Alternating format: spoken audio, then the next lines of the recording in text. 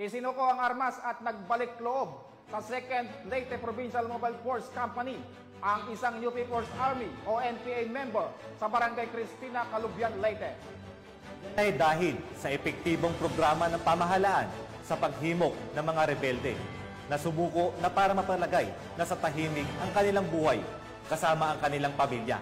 Nakatutok dyan si Patrolwoman Cristel Palapax.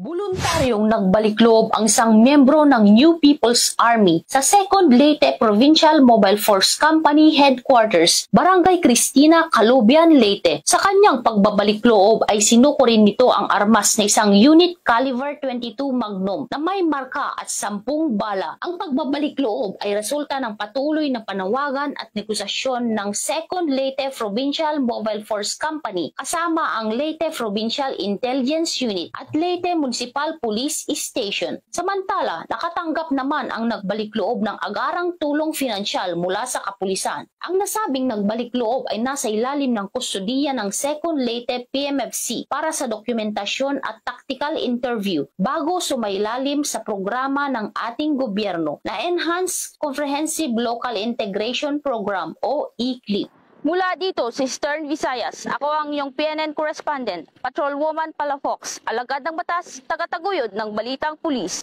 Maraming salamat sa iyo, Patrolwoman Palafox.